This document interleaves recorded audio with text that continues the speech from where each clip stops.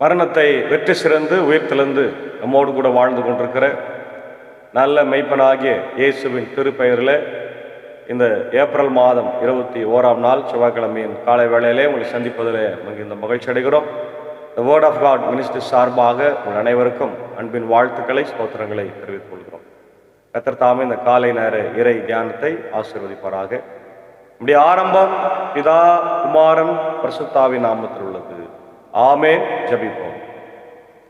சர்வ வல்லமையும் மிகுந்த இரக்கமும் கிருபை நிறைந்த நல்லாண்டவரே, இந்த காலை வேளைக்காக ஆண்டவரே நாங்கள் நன்றி செலுத்துகின்றோம். கடந்து போன இரவிலே எங்களோடு இருந்து எங்களை காத்து ஆண்டவரை வழிநடத்தினீர். இந்த வெயிலின் உஷ்ணத்திலிருந்து ஆண்டவரை வழிநடத்தி வருகிறீர். அவ்வப்போது ஆண்டவர் நல்ல மழையை தர வேண்டும் என்று கூட நான் ஜெபிக்கின்றோம். ஆண்டவர் இந்த காலை நேரத்தில் இந்த இறை வார்த்தையை நாங்கள் கேட்டு ஆசீர்வதிக்கப்பட கிருபை தார். இப்படி குழுவை நீர் எடுத்து பயன்படுத்தும். இதை கேட்டு பயன்பெறுகிற எல்லா மக்களும் நம்முடைய ஆசீர்வாதங்களை தந்து வழிநடத்தும். நல்ல மெய்ப்பனாகிய இயேசுவின் மூலம் ஜெபிக்கிறோம் நல்ல பிதாவே. ஆமென். காலை வேளையில அனைவருக்கும் பரிச்சயமான ஒரு பாடல், 68வது பாடல், தேவபிதா இந்த மெய்ப்பனல்லோ என்ற பாடலை சாரோடு இணைந்து நாம் பாடுவோம்.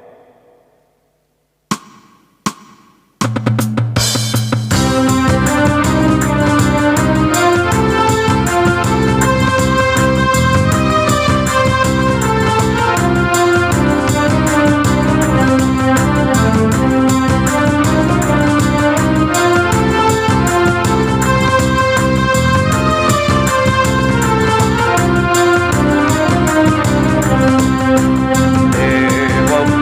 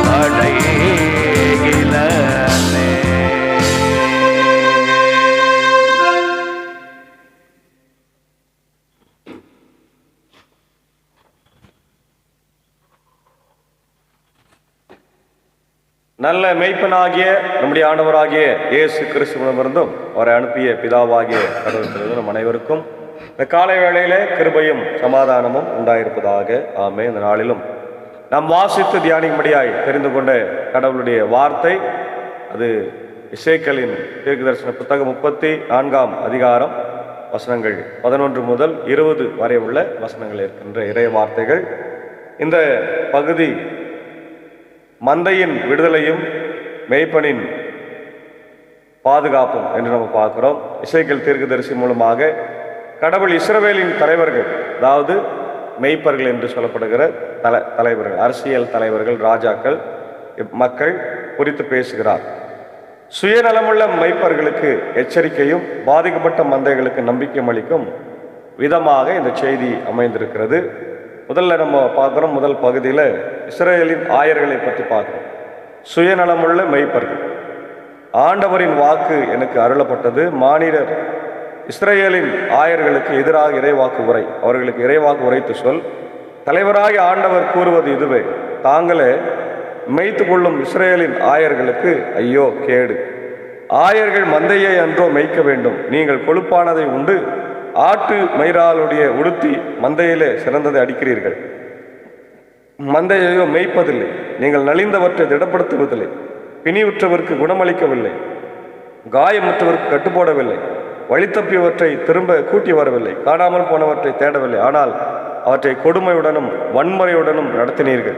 ஆயன் இல்லாமையால் அவை அலைந்து திரிந்து அப்போது எல்லா காட்டு விலங்குகளுக்கும் இரையாயின. இந்நாடுகள் எல்லா மலைகளிலும் உயர்ந்த குன்றுகளில் மலைந்து தெரிந்தன. பூவலைகள் எவ்விடத்திலும் என் மந்தை சிதறுண்டு போனது. அதை தேடவோ கூட்டி சேர்க்கவோ எவரும் இல்லை. இது எதை குறிக்கிறதுனா, இஸ்ரவேலின் அரசர்கள் மக்களை சரியாக வழிநடத்தவில்லை, சரியாக ஆளவில்லை. இன்னைக்கு உலகத்தில் இருக்கிற பெரிய பிரச்சனை என்னன்னா, அரசியல்வாதிகள், தலைவர்கள் மக்களை சரியாக ஆளாமல் இருப்பதனால்தான் மக்கள் சிதறுண்டு போகிறார்கள். மக்கள் வாழ்க்கையில நிம்மதியா இல்லை. எங்க பார்த்தாலும் வன்முறைகள், எங்க பார்த்தாலும் போர்கள், சுயநலமான போர்கள், தன்னை வலிமையாக காட்ட வேண்டும் என்கின்ற சுயநலத்தினால நாட்டுக்கு நாடு யுத்தங்களை ஏவி விட்டு கொண்டிருக்கிற தலைவர்களை பார்க்கிறோம். மற்ற நாட்டு வளங்களை சுரண்டி தனக்கு மட்டுமே வேண்டும் என்று போர்களை கட்டவிழ்த்திருக்கிற தலைவர்களை பார்க்கிறோம். சொந்த நாட்டிலேயே தன் மக்களை மதம், ஜாதி என்கின்ற அடிப்படையில் பிரித்து பார்க்கின்ற தலைவர்களையும் நம்ம தேசங்களிலே பார்க்கிறோம். இதனால மக்கள் மிகுந்த அவதிப்படுகிறார்கள். உண்மையான தலைவன் மக்களுக்கு பாதுகாப்பை, சமாதானத்தை, சந்தோஷத்தை, உணவை, தண்ணீரை அவன் கொடுக்கணும் இல்லையா? ஆனால் இன்றைக்கு இருக்கிற தலைவர்கள் தங்களை போஷித்துக் கொள்ளுகிறார்கள். வேலியே பயிரை மேய்கின்ற அளவிற்கு இன்றைக்கு மோசமான தலைவர்கள் இருக்கிறார்கள். பாரபட்சமுள்ள தலைவர்கள், ஜாதி மதம் பார்க்கின்ற தலைவர்கள், மக்களை சாதாரணமாக நடத்தாமல் அவனுடைய வாழ்க்கையில மிகுந்த கஷ்டங்களை அனுபவிக்கின்ற காரியங்களுக்கு அனுமதி கொடுக்கின்ற தலைவர்களை பார்க்கும். அதனால இஸ்ரவேலின் தலைவர்கள் மக்களை வழிநடத்துவதற்கு பதிலாக தங்களை தாங்களே போஷித்துக் கொண்டார்கள். சுயநலமான ஒரு வாழ்வை வாழ்ந்தார்கள். மந்தையை மேய்க்காமல் தங்களுக்கு தேவையானதை மட்டும் தேடிக்கொண்டார்கள். அலட்சியம் செய்தார்கள். பலவீனமானதை திடப்படுத்தவில்லை. நோய் உள்ளதை குணமாக்கவில்லை. சிதறி போனதை தேடவில்லை. கொடுமை அன்பினால் ஆளாமல் அதிகாரத்தாலும் கொடுமையினாலும் மந்தையை நடத்தினார்கள் இல்லையா? இதுதான் இந்த முதல் பகுதியில் பார்க்கிறோம். இரண்டாவது பகுதி 7 முதல் பார்க்கிறோம். எனவே ஆயர்களே ஆண்டவரின் வாக்கை கேளுங்கள். தலைவராகிய ஆண்டவர் கூறுவது இதுவே, என் மேல் ஆணை, என் மந்தை கொள்ளையிடப்பட்டது, எல்லா காட்டு விலங்குகளுக்கும் இரையானது. ஏனெனில் என் மந்தையை தேடவில்லை, என் மந்தையை அவர்கள் மேய்க்காமல் தாங்களே மேய்த்து கொள்ளுகிறார்கள். எனவே ஆயர்களே ஆண்டவரின் வாக்கை கேளுங்கள். தலைவராகிய ஆண்டவர் இவ்வாறு கூறுகிறார்: நான் ஆயர்களுக்கு எதிராக இருக்கிறேன். என் மந்தையை அவர்களிடமிருந்து திரும்ப பெற்றுக்கொள்வேன். மந்தை மேய்ப்பனின்று அவர்களை நீக்கிவிடுவேன். எனவே தாங்களே மேய்த்து கொள்ளும் அவர்கள் இனி என் மந்தையை மேய்க்க மாட்டார்கள். அவர்கள் வாய் நின்று என் மந்தையை மீட்பேன். அவை இனி அவர்களுக்கு உணவாகாது. இல்லையா? ரொம்ப அழகா சொல்றார் பார். மேய்ப்பர்களுக்கு எதிரான ஒரு தீர்ப்பு. ஆண்டவரை இறங்கி வரார். மந்தையை மேய்ப்பவர்களின் கைகளில் இருந்து அந்த மந்தையை விடுவிக்கின்ற ஆண்டவர் அவரே தேடுறார். சிதறி போன ஆடுகளை இருளான நாட்களில் தேடி கண்டுபிடித்தது தேவன் தம் மக்களை தேடி வருகிறார். கடவுள் தாமே மந்தையை திரும்ப கொண்டு வந்து அவர்களை பாதுகாப்பான இடத்திற்கு சேர்க்கின்றார். நல்ல மெய்ப்பரின் பராமரிப்பு 13லிருந்து 16 வசனங்களை நம்ம அடுத்த பகுதியில் பார்க்கிறோம். நல்ல ஆயன் 11லிருந்து. எனவே தலைவராகிய ஆண்டவர் இவ்வாறு கூறுகிறார்: நானே என் மந்தையை தேடி சென்று பேணி காப்பேன். ஓர் ஆயன் தன் மந்தை நின்று சிதறுண்ட ஆடுகளை தேடி செல்வது போல நானும் என் மந்தையை தேடி போவேன். மப்பும் மந்தாரமுமான நாளில் அவற்றை எல்லா இடங்களிலும் இருந்து மீட்டு வருவேன். ஆமேன், அல்லேலூயா. பார்த்தீங்களா? ஆண்டவரே மந்தையை தேடி கொண்டு வருகிறார். அதுக்காக தான் இயேசு ஆண்டவர் இந்த உலகத்துல அவர் மெய்ப்பராகவே பிறந்தார். நானே நல்ல மெய்ப்பன். நல்ல மெய்ப்பன் தன் ஆடுகளுக்காக ஜீவனை கொடுக்கிறார் என்று சொல்லுகிற இந்த யோவான் 10ஆம் அதிகாரத்தில் நம்ம பார்க்கணும். அவரே தேடுகிறார், தேடி கொண்டு வருகிறார். மக்கள் இனங்களில் நின்று அவற்றை வெளிக்கொணர்ந்து நாடுகளில் நின்று கூட்டி சேர்த்து அவற்றின் சொந்த நாட்டிற்கு அழைத்து வருவேன் சொல்றார். எல்லா நாடுகளிலும் சிதறுண்டிருக்கின்ற மக்கள் எல்லாம் ஒன்று கூட்டி அவங்க சொந்த நாட்டுக்கு கொண்டு வருவேன்.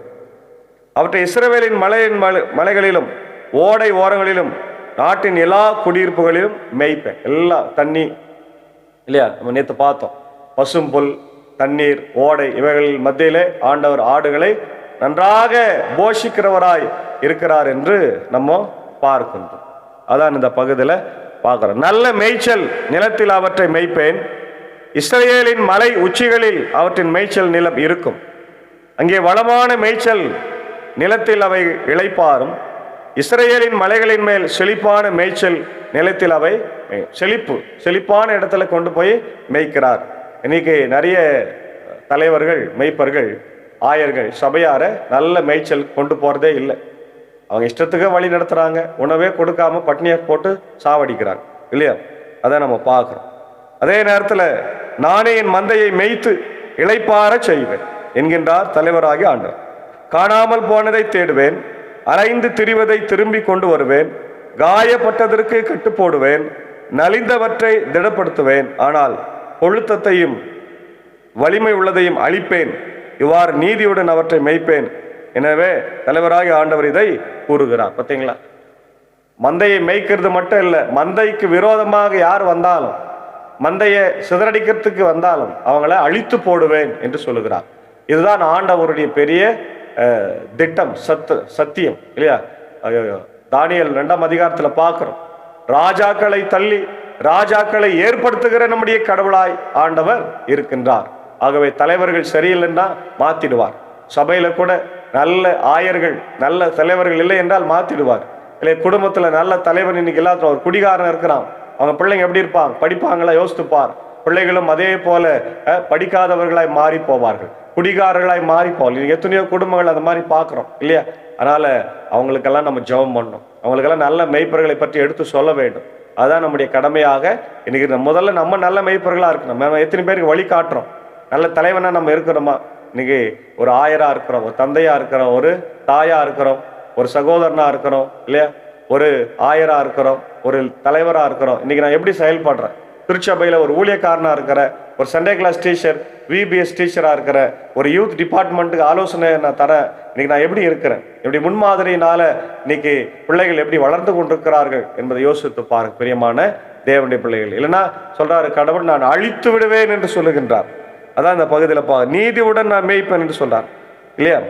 அப்போ இவ்வாறு கூறுகிறார், உன்னை பொறுத்தவரை என் மந்தையே, நான் ஆட்டுக்கும் இடையும், ஆட்டு கிடாய்களுக்கும் வெள்ளாட்டு கிடாய்களுக்கும் இடையிலையும் நீதி வழங்குவேன். நீங்கள் நல்ல மேய்ச்சல் நிலத்தில் மேய்வது போதாதென்றோ, எஞ்சிய மேய்ச்சல் நிலங்களை காலால் மிதிக்கிறீர்கள். நல்ல நீரை குடித்துவிட்டு எஞ்சிய நீரை காலால் கலக்கிறீங்க. உங்கள் கால்களால் மிதிக்கப்பட்டதையும் என் மந்தை உண்ண வேண்டுமா? உங்கள் கால்களால் கலங்கப்பட்டது என் மந்தை குடிக்க வேண்டுமா? எனவே தலைவராக ஆண்டவர்கள் கூறுகிறார், நானே கொழுத்த ஆட்டுக்கும் நலிந்த ஆட்டுக்கும் இடையே நீதி வழங்குவேன். பத்தியா சொல்றார், கால்களால் மிதி உண்ட உணவை என் ஆடுகள் சாப்பிடுமா? கால்களால் கலக்கிய அந்த மங்கலான நீரை என் ஆடுகள் குடிக்க வேண்டுமா என்று சொல்லுங்க. அப்போ கடவுள் தம் மந்தை எவ்வாறு பராமரிக்கிறார் என்பதற்கு ஒரு சிறந்த உதாரணம். நல்ல மேய்ச்சல் இல்லை, இஸ்ரவேலின் உயர்ந்த மலைகளின் மேல் அவைகளை மேய்த்து நல்ல படுக்கைகளை இளைப்பாற செய்கிறார், குணமாக்குகிறார், நலிவடைந்ததை பலவீனமான திடப்படுத்தி காயப்பட்டதை தேற்றுகிறார். மந்தையை அழிக்கும் கொழுத்த மற்றும் பலத்த ஆடுகளை நியாயம் தீர்த்து நீதியின்படி நடத்துகிறார். மந்தைக்குள் இருக்கும் மெய்ப்பர்களை மாத்திரமில்லாமல் மந்தைக்குள் இருக்கும் ஒருவருக்கொருவர் காட்டும் அநீதியை தேவன் கவனிக்கிறார். ஆடுகளுக்கு இடையான தீர்ப்பையும் வழங்குகிறார். பலமான ஆடுகள் பலவீனமான ஆடுகளை முட்டி தழுவதையும் நல்ல தண்ணீரை அழுக்காக்கி மற்றவர்களுக்கு கொடுப்பதையும் கடவுள் மாற்றுகிறார்.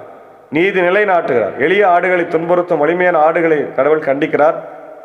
தேவன் தம்முடைய ஆடுகள் இனி கொள்ளையடிக்கப்படாதபடி அவற்றை காப்பார். தலைவர்களுக்கு ஒரு பாடம், நம்மிடம் ஒப்படைக்கப்பட்ட மக்களை அன்போடும் உண்மையோடும் வழிநடத்த வேண்டும். அது குடும்பமாக இருந்தாலும் சரி, திருச்சபையாக இருந்தாலும் சரி, அரசியல் சாதாரண தலைவர்களாக இருந்தாலும் சரி, இல்லையா? மந்தைக்கு நாம் ஆறுதலாக, கைவிடப்பட்ட மக்களுக்கு நம்ம நல்ல தேர்தலாக நம்ம இருக்க வேண்டும். அதுதான் கிறிஸ்தவர் இதுக்கு நிழலாட்டமாக இருக்கு. இந்த புதிய அதிகாரம் புதிய ஏற்பாட்டில் இயேசு கிறிஸ்துவை நல்ல மெய்ப்பனாகவே காண்பிருக்கிறது. யோவான் 10ஆம் அதிகாரத்தில், இல்லையா? நீங்கள் ஒரு மெய்ப்பனாக மற்றவர்களை கவனித்து கொள்ளுகிறீர்களா என்ற கேள்வியோடு இந்த பகுதி நம்ம பார்க்குறோம். சில ஒப்புமையான வசனங்களை பார்க்கும்போது நம்ம பார்க்குறோம். எரேமியா 23:1-2, தங்கள் மேய்ச்சலின் ஆடுகளை அழித்து சிதறடிக்கிற மெய்ப்பர்களுக்கு ஐயோ, நீங்கள் என் ஆடுகளை பராமரிக்காமல் அவைகளை சிதறடிப்பது, அவளை துரைத்து விட்டது நியாயமா என்று கேட்கிறார். சகரியா 11:17 கேட்கிறாரு, மந்தையை கைவிடுகிற தீய மெய்ப்பனுக்கு ஐயோ, பட்டயம் அவன் புயத்தின் மேலும் அவன் வலது கண்ணின் மேலும் வரும், இல்லையா சொல்றார். அடுத்தது பார்க்கிறோம், எசேக்கியேல் 34:11-16 வசனங்களுக்கு ஏற்ப சங்கீதம் 23 நம்ம பார்க்கிறோம். நேற்று தினத்தில் அது தெளிவாய் பார்த்தோம். அப்புறம் ஏசாயா 40:11, மெய்ப்பனை போல தமது மந்தையை மெய்ப்பார், ஆட்டுக்குட்டிகளை தமது பயத்தினால் சேர்த்து தமது மடியிலே சுமந்து கரவல் ஆடுகளை மெதுவாய் நடத்துவார், இல்லையா? அதை நம்ம பார்க்கிறோம். யோவான் 10:11, நானே நல்ல மெய்ப்பன், நல்ல மெய்ப்பன் ஆடுகளுக்காக ஜீவனை கொடுக்கிறார் என்றார். லூக்கா 15:4-6, காணாமல் போன ஆட்டை தேடி செல்லும் மெய்ப்பனின் ஓமை என்று பார்க்கும். எசேக்கியேல் 34:12 நேரடியா பார்க்கிறோம். மெய்ப்பர்களை மட்டுமில்லாமல் மந்தைக்குள் இருக்கும் பலமுள்ள ஆடுகளை, பலவீனமான ஆடுகளை துன்புறுத்துவரை நியாயந்திருக்கிற ஆண்டவர். அதே போல 25:32-33 பார்க்கிறோம். சகல ஜனங்களும் அவருக்கு முன்பாய் சேர்க்கப்படுவார்கள். மெய்ப்பனானவன் செம்மறி ஆடுகளையும் வெள்ளாடுகளையும் வெவ்வேறாய் பிரிக்கிறது போல அவர் அவர்களை பிரிப்பார். ஆமோஸ் 4:1, ஏழைகளை ஒடுக்கி எளியவர்களை நசுக்கிற பாசான் நாட்டு பசுக்களே, இல்லையா, அதிகாரிகளே கேளுங்கள் என்று சொல்லி எச்சரிக்கிறார். 4வது, தாவீது என்கின்ற மெய்ப்பனை ஏற்படுத்துவேன் என்று சொல்லுகிறார். எரேமியா 30:9, தங்கள் தேவனாகிய கர்த்தரையும் தங்களுக்கு எழுப்ப போகிற தங்கள் ராஜாவாகிய தாவீதை அவர்கள் சேவிப்பார்கள் என்று பார்க்கும். யோவான் 10:16 இந்த தொழுவத்தில் உள்ள எவைகள் எல்லாம் வேறு ஆடுகள் எனக்கு உண்டு, அப்பொழுது ஒரே மந்தையும் ஒரே மெய்ப்பனாக இருப்பேன் என்று சொல்லுகிறதை நம்ம பார்க்கிறோம். ஆகவே அன்பான தேவ பிள்ளைகளே, ஆண்டவர் மெய்ப்பனாக இருக்கிறார், பரம மெய்ப்பன். நமக்காக தன் ஜீவனை சிலுவையில கொடுத்து நம்ம மீட்டு கொண்ட மெய்ப்பன். அந்த மெய்ப்பனுடைய சத்தத்துக்கு செவி கொடுத்து நாமும் நம்முடைய வாழ்க்கையில கணவனாக, மனைவியாக, பிள்ளைகளாக, ஆசிரியர்களாக, ஆயர்களாக, தலைவர்களாக இந்த உலகத்தில் இருக்கிறோம். நமக்கு கொடுக்கப்பட்ட மந்தைகளை சிறப்பாக மேய்த்து ஆண்டவர் வரும்போது அதை கண்காணித்து நம்ம இடத்துல ஒப்படைக்கின்ற மக்களாய் வாழ தூய ஆவியானவர் இந்த நாளிலும் நமக்கு உதவி செய்து காப்பாராக. ஆமேன். நல்ல மெய்ப்பன் நம்மோடு இருந்து நம்மை ஆசீர்வதிப்பாராக. ஆமேன். ஜெபிப்போம். நல்ல மெய்ப்பனாகிய ஆண்டவராகிய இயேசு கிறிஸ்துவின் தந்தையே, நல்ல மெய்ப்பனாகிய இயேசுவே, தூய ஆவியானவரை ஸ்தோத்திரிக்கிறோம். கேட்ட வசனங்களுக்காக ஸ்தோத்திர ஆண்டவரே. நாங்களும் தலைவர்களாக இருந்து இந்த உலகத்தில் செய்ய வேண்டிய காரியங்களை, கடமைகளை சிறப்பாக எங்கள் மக்களுக்கு செய்யும். அதன் வழியாய் மக்கள் வாழ்க்கையில் உயரவும் கிருபைத்தார். அவசர ஜெபமாக இஸ்ரவேலின் போருக்காய் ஜெபிக்கிறோம். ஆண்டவர், அந்த போர்கள், பதற்றங்கள் எல்லாம் மாறி அமைதியான ஒரு சூழ்நிலை உருவாகட்டும். இந்திய தேசத்திற்காக ஜனாதிபதி, பிரதமர், நம்முடைய ஆண்டவர் முதலமைச்சர், எங்களுடைய தேர்தலுக்காக ஜெபிக்கிற நல்ல தலைவர்களை தாரும். அவர்கள் வியாழக்கிழமை நடக்க இருக்கிறது. அந்த தேர்தலில் எங்களுக்கு நல்ல தலைவர்களை தந்து எங்கள் தேசத்தை ஆசீர்வதிக்கும்படியாக ஜெபிக்கிறோம். மதம், ஜாதி, ஆண்டவரே இரண்டையும் பார்க்காத ஒரு தலைவர்களை எங்களுக்கு தர வேண்டுமா ஜெபிக்கிறோம். அதே போல யாரெல்லாம் வியாதியஸ்தர்களோடு பலவீனமாக இருக்கிறார்களோ, வியாதிகளோடு அவர்களுக்காக ஜெபிக்கிறோம். எல்மாகம் டிஎஸ்பி சாருக்காக, நிக்சனையருக்காக, தாமஸ் ஐயாவுக்காக ஜபிக்கிறோம். ஆண்டவரே அவருடைய எல்லா பலவீனங்களையும் மாற்றி சுகத்தை பலத்தை தந்து வழி நடத்தும். இதனால பிறந்த நாளையும் திரும்ப நாளையும் காணுகின்ற எல்லாரையும் ஆசீர்வதிங்க. ஆண்டவர் இந்த ஊழியத்தில் இருக்கிற எங்களுடைய அன்புக்குரிய சாகுசாரியும் ஆண்டவர் டீச்சருடைய அன்பர் சாரி மேஜாக்க அன்பான பிள்ளைகளையும் பார்த்தால் மறையிலையும் ஆசீர்வதிங்க, வழி நடத்துங்க. தேவையில்லாத சந்திங்க ராஜா. அடியன் மனைவி பிள்ளைகள் ஊழியங்களை ஆசீர்வதிங்க. அடியன் பணியாற்றுகிற பாபனப்பள்ளி, மின்னூர், வடகரை, மேல்சனம் திருச்சபைகள் குடும்பங்களை ஆசீர்வதிங்க. குறிப்பாக ஆண்டவரே இந்த நாளிலே எப்படிய இந்திய சுவிசேஷ உத்தரன் திருச்சபை 3 சபை சங்கங்கள், போதகர்கள், ஊழியங்கள், ஸ்தாபனங்கள், பள்ளிக்கூடங்கள், ஜபிகளிடத்தில் ஒப்படைக்கப்பட்டவ மந்தைகளை நாங்கள் சரியாய் மேய்த்து உண்மையாய் போஷித்து திருவசனத்தினாலே சாக்கிரமத்தினாலே அவளை வழி நடத்தும். பட்சபாதமின்றி எல்லாருக்கும் ஒரே மெய்ப்பனாய் நாள் இருக்க கர்த்தர் எங்களுக்கு கிருபை தார். இந்த திருச்சபையில வளர்த்தெடுக்க எங்களுக்கு பலத்தை தர வேண்டுமாய் நான் ஜபிக்கிற ராஜா. தொடர்ந்து இந்த நாளில் இந்த கிருபை இந்த இறை பிரசனம் தங்கியிருக்கட்டும். ஆண்டவரே ஆபத்துகள், விபத்து, நாசம், மோசம், வியாதி, பலவீனத்திலிருந்து எங்களை காத்தருளும். குறிப்பாக இந்த வெயிலின் உஷ்ணத்திலிருந்து எங்களை காத்தர வேண்டுமா நான் ஜபிக்கும். தொடர்ந்து காத்தருளும், வழி நடத்தும். நல்ல மெய்ப்பனாகிய இயேசுவின் மூலம் ஜபிக்கிறோம் நல்ல பிதாவே, ஆமென். நம்முடைய ஆண்டவராக இயேசு கிறிஸ்துவின் கிருபை, பிதாவாக தேவனுடைய அன்பு, பரிசுத்த ஆவினை இந்த நாளில் நம்ம அனைவரோடு இருந்து இந்த நாளை நமக்கு கர்த்தர் ஆசீர்வாதம் தருவாராக. ஆமென். நல்ல மெய்ப்பன் உங்களோடு இருப்பாராக. ஆமென். God plus.